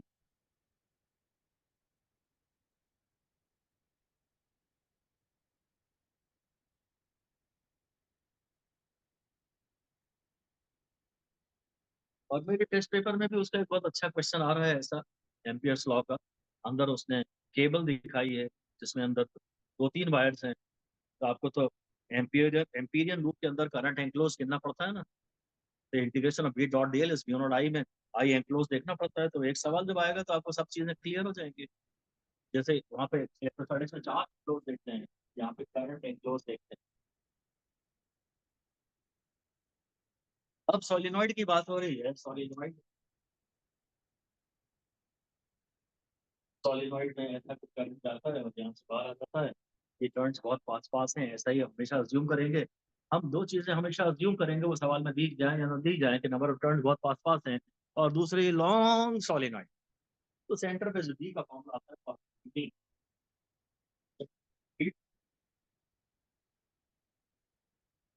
बाकी बेचारे कहाँ तक करें। Number of turns per unit length, अगर वो बोलता है दो टर्न्स पे है, बोलता है अगर दो लेयर्स में है तो आपको वो डबल से मल्टीप्लाई करना ही पड़ेगा मुझे तो। तो तीन लेयर्स में होता है, तीन से मल्टीप्लाई करूंगा। इतना ही तंग कर पाते हैं बेचारे, और कुछ एन में ही तंग करते हैं। और सेंटीमीटर में दे देते हैं, आपको पर मीटर में चाहिए होता है। युवराज थोड़ा थोड़ा जग जाया करो कभी क्लास में। पर सेंटीमीटर में 5 दिया है युवराज, तो पर मीटर में कितना है? Number of turns per centimetre में 5 है, तो पर मीटर में कितना है?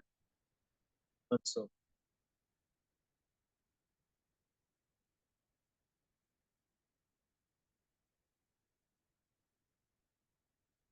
पर मीटर में तो ये बड़ा है, फिर 1 सेंटीमीटर में तो कम ही आएगा, और मीटर में बड़ा आएगा, तो उसे मल्टीप्लाई करेंगे। सोलिनॉइड की फील्ड हो गई। और फिर एच, सोलिनॉइड ने जो एच क्रिएट किया, अरे जो म्यू नॉट एच है, वो म्यू नॉट एच, बस एच की वैल्यू है ना, ही हो गई। बड़ा इंपॉर्टेंट है ये भी। सोलिनॉइड ने जो मैग्नेटाइजिंग फील्ड पैदा की कितनी है, बड़ा इंपॉर्टेंट है वो भी। और टोरॉइड को आप जानते ही हैं कि टोरॉइड तो क्लोज सोलिनॉइड है, यहाँ पे है टोरेंस है, यहाँ भी किस किलो होता है, और यहाँ पे बहुत है।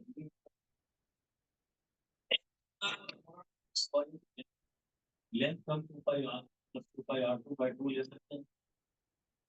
अगर वो इसका रेडियस भी दे दे और इसका रेडियस भी दे दे, तो आपको एवरेज रेडियस लेना पड़ेगा ना, 2 पाई आर। हद से हद वो इतना कर सकते हैं। फॉर्मूला तो अभी भी वही है, और पर निकालने के लिए number of turns per unit length, आपको एवरेज रेडियस लेना पड़ेगा। 2 पाई आर तो लेंगे आप, बाय 2 पाई आर तो लेंगे, और उस आर में एवरेज रेडियस होगा। Force between two long currents, light attract border के बॉडी बॉडी लॉरा। ये मेरे पास जल्दी से भेज दी मैं। ये सिर्फ मैग्नेटिक फोर्स है ना, ये सिर्फ मैग्नेटिक फोर्स है। अगर इलेक्ट्रोस्टैटिक फोर्स होते तो लाइट रिपेल करते। अगर चार्ज तीन है, प्रोटॉन भी, प्रोटॉन तीन है, तो फिर अपने पास ई भी पैदा करते हैं, बी भी पैदा करते हैं। इलेक्ट्रिक फील्ड भी होगा फोर्स का, इलेक्ट्रिक फील्ड का फोर्स भी होगा, मैग्नेटिक फील्ड का फोर्स भी होगा, और इलेक्ट्रिक फील्ड का फोर्स ज्यादा डोमिनेटिंग होता है। तो अगर ये चार्ज बीम है, दो प्रोटॉन की बीम है, तो चाहे ये दोनों सेम डायरेक्शन में जा रहे हो, चाहे ये ऑपोजिट डायरेक्शन में जा रहे हो, प्रोटॉन प्रोटॉन तो हमेशा रिपेल ही करते हैं। और करंट के मामले में अगर वायर के अंदर करंट जा रहा है, मेटल के वायर के अंदर, तो यहाँ इलेक्ट्रिक फील्ड नहीं है, इलेक्ट्रिक फोर्स नहीं है, तो यहाँ केवल मैग्नेटिक फोर्स। इसके न्यूमेरिकल में बड़ा इंपॉर्टेंट बनता है, तो फॉर्मूला आपको याद, ये ये तो आपको याद है। आप न्यूमेरिकल में एफ पर एल ही पहले निकालना, फिर वो कहता है अगर इस पे फोर्स निकाल तो इसकी लेंथ से मल्टीप्लाई। ध्यान से देखना कि ऑप्शन न्यूटन पर मीटर में है कि ऑप्शन न्यूटन में। अगर न्यूटन पर मीटर में है तो आपको एफ बाई एल ही निकालने को दिया गया है, और अगर न्यूटन है तो आप ध्यान से मल्टीप्लाई करेंगे लेंथ से। अगर यूनिट लेंथ पे देखो ना, तो ये न्यूटन थर्ड लॉ ओबे कर रहे हैं, तब ये फोर्सेज इक्वल एंड ऑपोजिट है। F one two equal to minus one unit length, वरना तो जिसकी लेंथ ज्यादा उस पर फोर्स ज्यादा, तब इक्वल एंड ऑपोजिट नहीं है। खैर इनको ज्यादा डीप में पढ़ेंगे तो कंफ्यूजन पैदा हो जाए, बस इतना पर्याप्त है।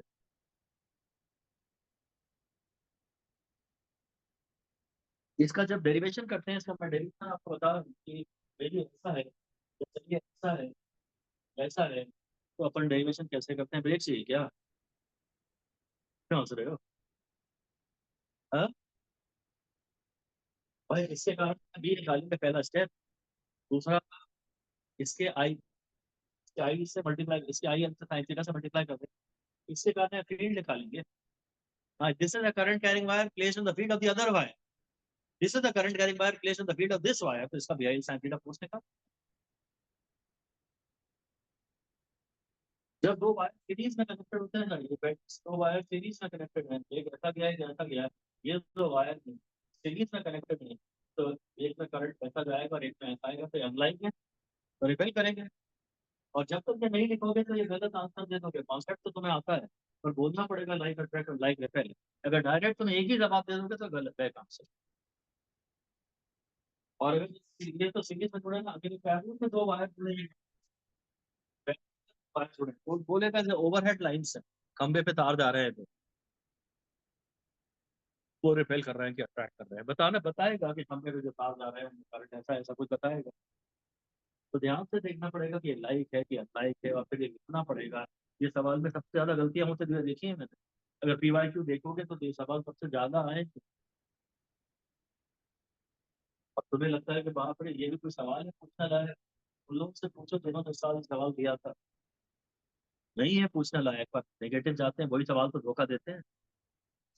इजी वाले ही तो केवल धोखा देते हैं, जिनमें तुम थोड़ा भी अलर्ट होते हो वो थोड़ी ना धोखा देते हैं। जिनमें तुम्हें लगता है अरे ये क्यों आ गया, वो गलत जाते हैं।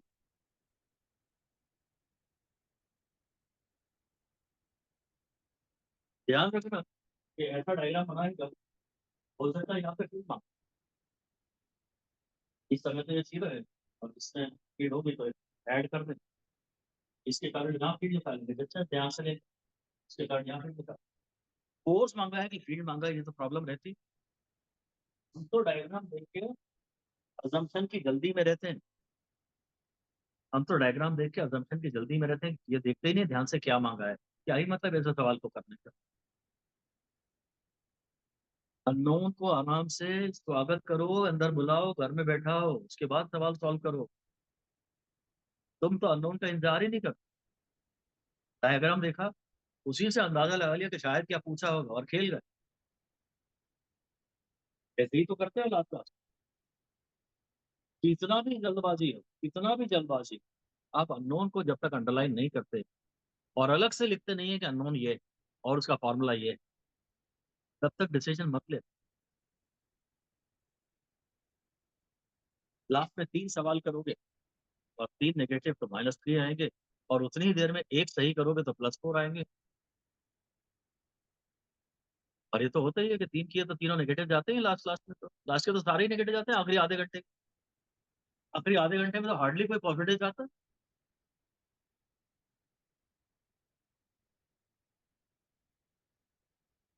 फिर टॉप की बात आती है, करंट टू पे।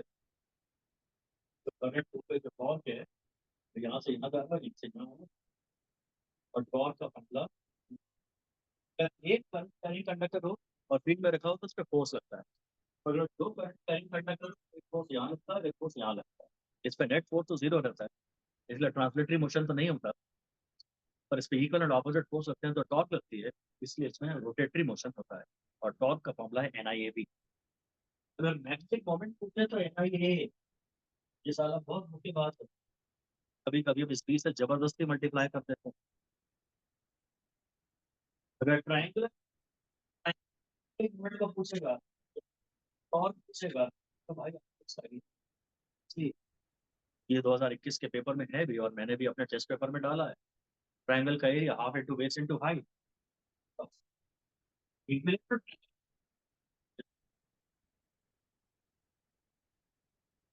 Half into base into height.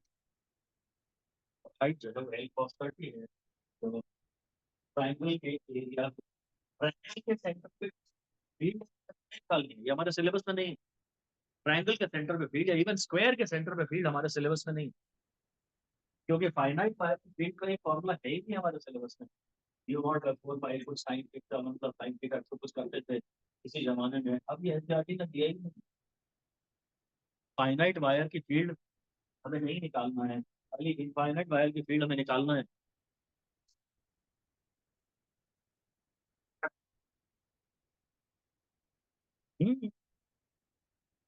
D is a vector quantity, तो वेक्टर एडिशन ही करेंगे।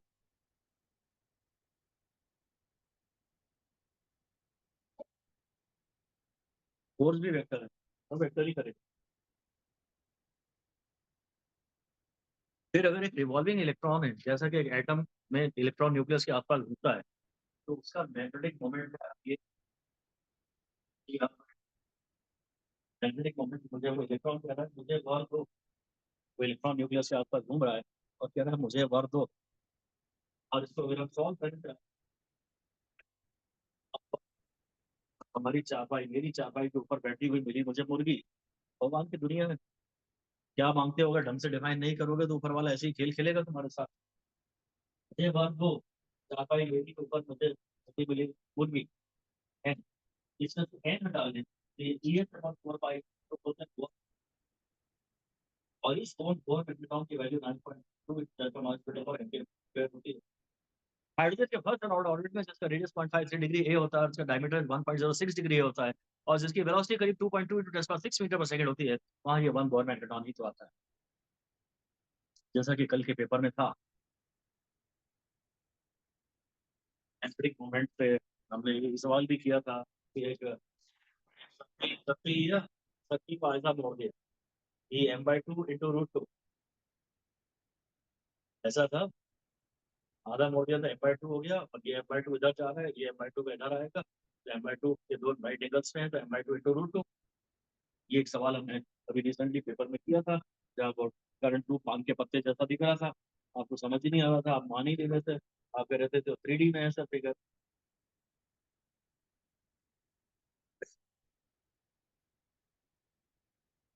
बस। और के मैग्नेटिज्म में तो मैं आपको कुछ पढ़ाने का सिवाय इस बात है कि भाई आपकी टोटल प्लेट होती है, थीटा होता है, जो उसका ऑर्बिटल कंपोनेंट होता है, ये उसका वर्टिकल कंपोनेंट होता है। बी का कॉस थीटा BH है, और बी का साइन थीटा BD है। असली जो बात थी वो मैंने आपको लिखवा दी कि इसकी फील्ड हम कहाँ लेते हैं, साउथ हॉरिजॉन्टल प्लेन में, हॉरिजॉन्टल प्लेन में। एक, और अर्थ की फील्ड के बारे में कुछ सिलेबस में नहीं बचा, परंतु सर इस चैप्टर में बनाया था भाई, तो इसमें सवाल आया था या फिजिक्स में, फिजिक्स में सवाल आया था कि टॉर्क का फॉर्मूला है एम की साइन थीटा ना। तो टॉर्क का फॉर्मूला हो गया एम की थीटा, और स्मॉल एंगल है तो टॉर्क का फॉर्मूला रिस्टोरिंग टॉर्क होगी, अल्फा हो गया लिमिट्स की। इसको तुम माइनस कर दो, ओमेगा निकल आएगा, उससे टाइम पीरियड निकाल लेना। इससे टाइम पीरियड का फॉर्मूला इलेक्ट्रोस्टैटिक्स में आता था 2 पाई I/Pe, और मैग्नेटिज्म में इसका फॉर्मूला आता है 2 पाई I/Mb। इससे न्यूमेरिकल आया था, क्या पता दोबारा खाली फॉर्मूला ही पूछ ले। बाकी अर्थ की वेट के बारे में मैं आपको कुछ नहीं पढ़ा। इधर मैग्नेटिक प्रॉपर्टीज में आ जाता हूँ मैं। ससेप्टिबिलिटी को मैं M/H करा ही चुका हूँ। मैंने आपको कहा था कि अगर एक कोई कपड़े को मैग्नेट बनाएंगे तो यहाँ पे जो इंड्यूस फील्ड होगी और ये जो फील्ड होगी ये मिलकर बनाएंगे तो ठीक है। H is the cause, B is the effect। लोहे कन्वर्ट करेंगे तो मैग्नेट मैग्नेट में कन्वर्ट करेंगे तो उसके उसके मैग्नेटिक उसके अंदर जो फील्ड पैदा होगी उस टोटल रिजल्टेंट फील्ड को भी कहते हैं। खैर ये फॉर्मूले आपको इसके सारे आते ही हैं, बड़े इंपॉर्टेंट हैं। ससेप्टिबिलिटी जो है वो से, और इसके बाद अ, जो जो मैग्नेटाइजेशन होता है वो magnetic moment per unit volume होता है। ये magnetic moment per unit volume होता है। ये मैग्नेटिक मोमेंट होता है जिन्हें full strength per unit area भी कह सकते हैं। और डायमैग्नेटिज्म में तो आपको पता है भाई, ससेप्टिबिलिटी का म्यू आर का फॉर्मूला 1+x भी होता है। म्यू आर हमें आसानी से पता है क्योंकि इसमें से ये लाइंस ऑफ फोर्स को हल्का सा बाहर रिपेल कर देता है, एक्सपेल कर देता है, तो mu R slightly less than 1 है। तो म्यू आर 1+x है, और ये ससेप्टिबिलिटी इसकी नेगेटिव है। तो ससेप्टिबिलिटी नेगेटिव है, इसका मैग्नेटिज्म उसी डायरेक्शन में आ जाता है, फीबल थोड़ा सा मैग्नेट। सुपर कंडक्टर जो होते हैं वे बड़े ही अच्छे सब्सटेंसेस होते हैं। और उनमें तो they are perfect diamagnetic. Perfect diamagnetic मतलब उनका म्यू आर 0 की -1। म्यू आर किसी का भी नेगेटिव नहीं होता ना, इनकी ससेप्टिबिलिटी -1 होती है। तो इनका क्या minus, lines of force are completely expelled out. इसमें लाइंस ऑफ फोर्स होती ही नहीं है, जिसका म्यू आर 0 है। म्यू आर 0 है, ये याद रख लो, तो बाकी सबका तो मुझे ये कभी याद नहीं रहता। ये बहुत इंपॉर्टेंट है। सुपर कंडक्टर तो चीज ही इंपॉर्टेंट,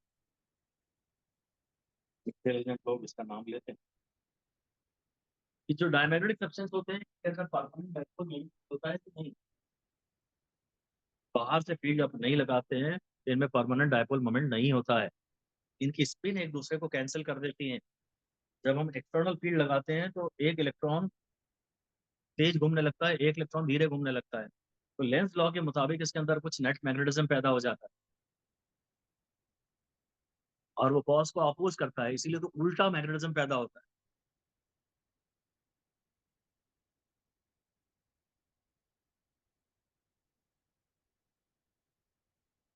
हाँ, टेम्परेचर यूनिवर्सल प्रॉपर्टी, वो पैरा और फेरो में भी मिलती है, पर वो इतनी वीक होती है उनमें कि पैरा वाली इतनी स्ट्रांग होती है कि डाया का उसका पता ही नहीं लगता। टेम्परेचर के बढ़ने से डायमेग्नेटिक की ससेप्टिबिलिटी पे कोई फर्क नहीं पड़ता। टेम्परेचर के बढ़ने से पैराफिलिक ससेप्टिबिलिटी ऐसे होती है। और ऐसी टाइप का ग्राफ होता है, बड़े इंपॉर्टेंट ग्राफ है। टेम्परेचर के बढ़ने से पैरा और फेरो में क्या फर्क पड़ता है। पैरा फेरो डाया तीनों बहुत इंपॉर्टेंट है, ध्यान से दीजिएगा, अच्छे से पढ़ के जाइएगा, खास तौर से डाया। डाया तो कुछ ज्यादा ही इंपॉर्टेंट।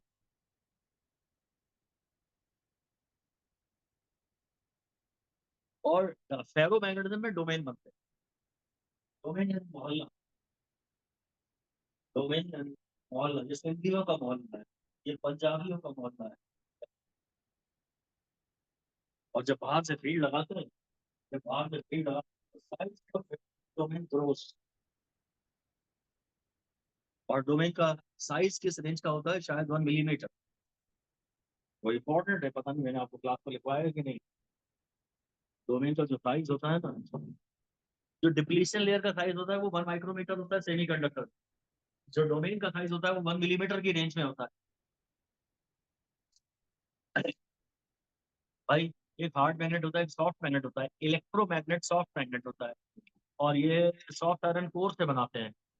और डिजायरेबल प्रॉपर्टीज तो छोड़ो, सॉफ्ट आयरन कोर में रिटेंटिविटी हाई होती है और कोएसिविटी लो। और स्टील जिसे परमानेंट मैग्नेट बनाते हैं, रिटेंटिविटी होनी तो चाहिए ज्यादा पर कम होती है, और कोएसिविटी बहुत ज्यादा। ये बहुत इंपॉर्टेंट।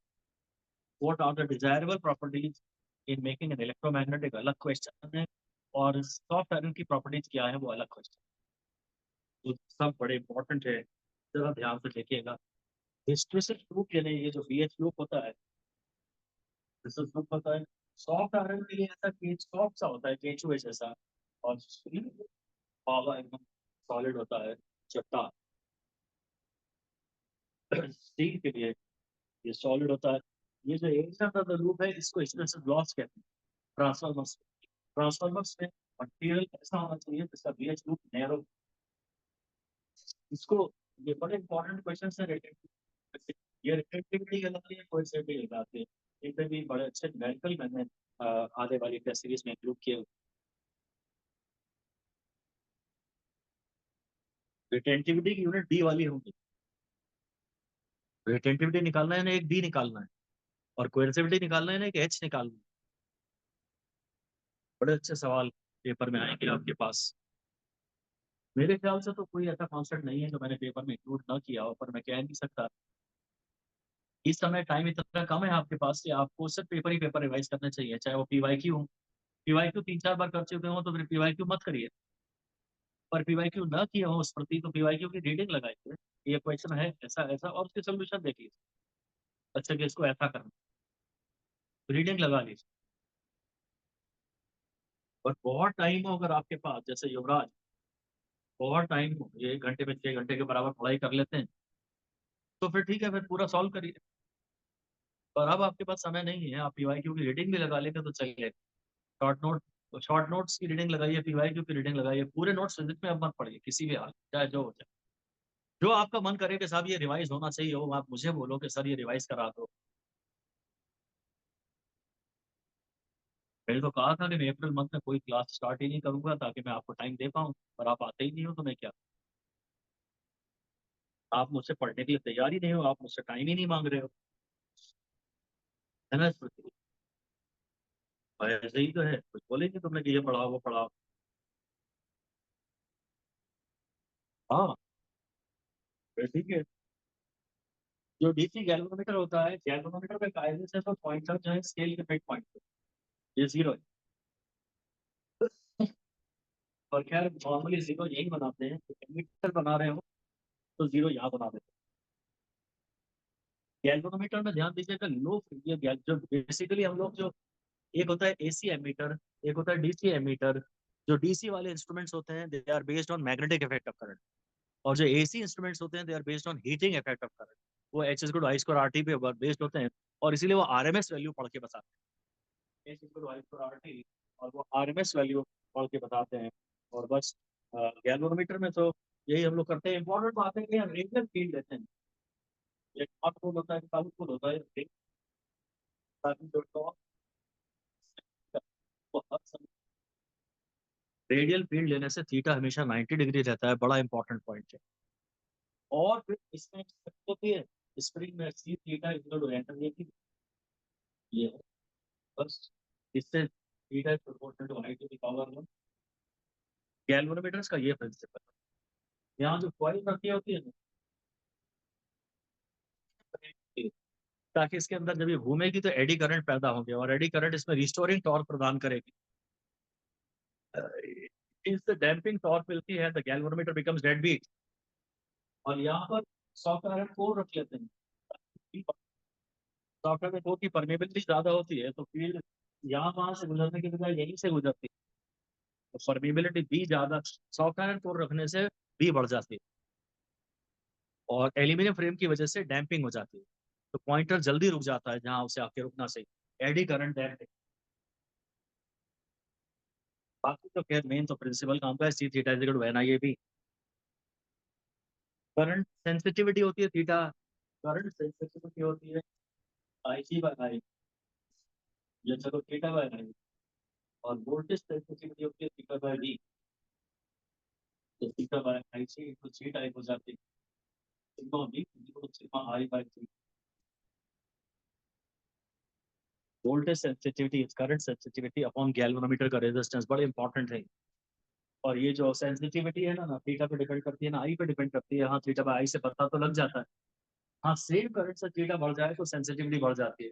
बेसिकली कंस्ट्रक्शन पे डिपेंड करती है, ये एन ए बी बाई सी पे डिपेंड करती है। हाँ, ये भी एक इम्पोर्टेंट फॉर्मूला है।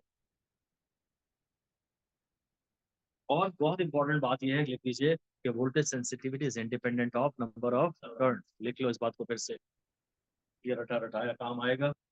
Voltage sensitivity is independent of number of turns.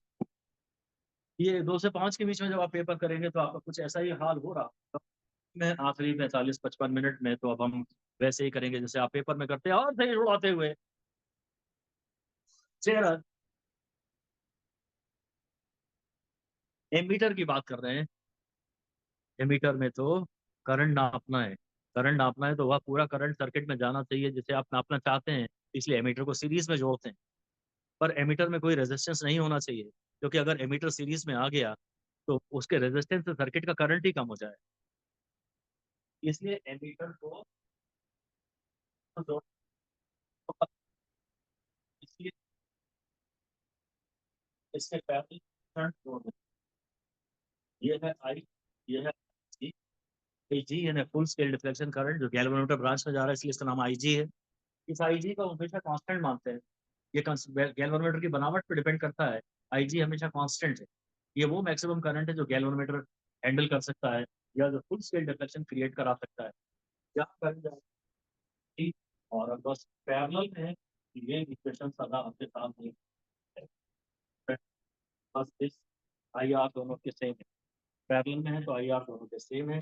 और जो आई का आई होता है, जो आई का होता है वो रेंज होता है। आर स्टैटिक का फॉर्मूला आप चाहे तो जी अपॉन एन माइनस वन होता है। आर इक्वल जो होता है वो जी बाय एन होता है। बस ये यही सारे कुछ फॉर्मूले। फिगर ऑफ मेरिट पता नहीं क्या पढ़ा रहे थे तुम उस दिन। 1/सिग्मा पढ़ा रहे थे शायद, या सिग्मा पढ़ा रहे थे। Figure of merit I G, I G equal to N K. पहले क्या है,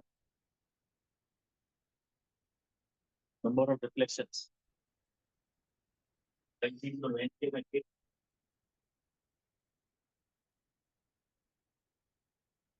करंट फॉर यूनिट डिफ्लेक्शन। तो वो तो करंट सेंसिटिविटी ही हुई। सिग्मा आई क्या बाय, तो जो फिगर ऑफ मेरिट है it is equal to current sensitivity, ऐसा लिखो। Figure of merit is equal to current sensitivity. Current required उल्टा है, sorry I by current required. ठीक है, मुझे नहीं आता, छोड़ दीजिए। ये भाई एमीटर हो गया। और और जहाँ तक वोल्ट मीटर का सवाल है तो ये और भी आसान है। वोल्ट मीटर में सीरीज का रेजिस्टेंस दो दिन है। जब आपने यहाँ कुछ सही पाया तो पहले जो आप वोल्टेज नाप सकते हो maximum I T I G into D है। और बाद इस पूरे में भी करंट तो सेम जा रहे हैं, तो बाद में जो आप मैक्सिमम वोल्टेज नाप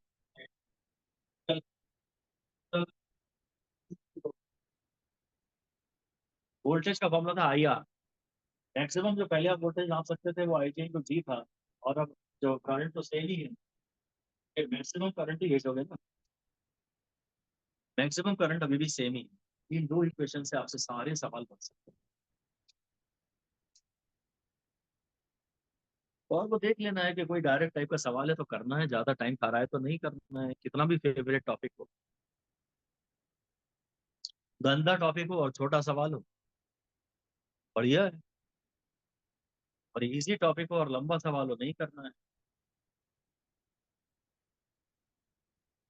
जो अपने इस सही में जिसकी क्लैरिटी होगी कि कौन सा करना है कौन सा नहीं करना, वो मार देगा, चाहे वो कितना भी कमजोर। रैंक से कोई लेना देना नहीं, अगर आपकी भी रैंक 35 में भी आ रही है तो कोई लेना देना नहीं। अब मैं ये बात बोल रहा हूँ तो आयुष के चेहरे पे इतनी लंबी मुस्कान आ रही है जैसे मैं उसी के लिए कह रहा हूँ, तो मुझे क्या लेना देना तेरे से।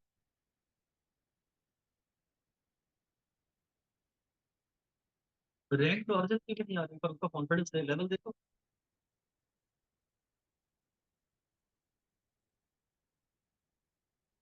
अगर आपको सिलेक्शन करना आता है क्वेश्चन कौन सा करना है फिजिक्स में, सिर्फ फिजिक्स में, आप कुछ भी रिजल्ट ला सकते हो। कोई जिंदगी का कभी कोई भरोसा नहीं होता। लाइफ में सिवाय सरप्राइज के कभी कुछ नहीं होता। It's always full of surprises, full of surprise. आप कभी कुछ प्रिडिक्ट नहीं कर सकते लाइफ के बारे में। तो सोचना ही है अगर, तो अच्छा ही सोचे, बुरा क्यों?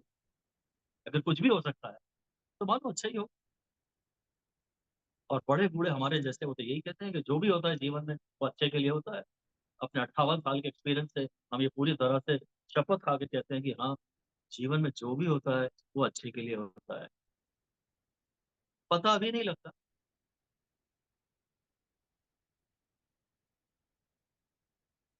क्या है? नहीं। एग्जाम में ब्रेक मांगे कि तो क्यों पढ़ रही है इस बात? चलो 1.5 मिनट का ब्रेक है। क्या खाना खाना है क्या? तो चल के वापस आओ, चलो। 3 मिनट का ब्रेक है भाई, मैं ईएमआई और एसी निपटाना है मुझे आज।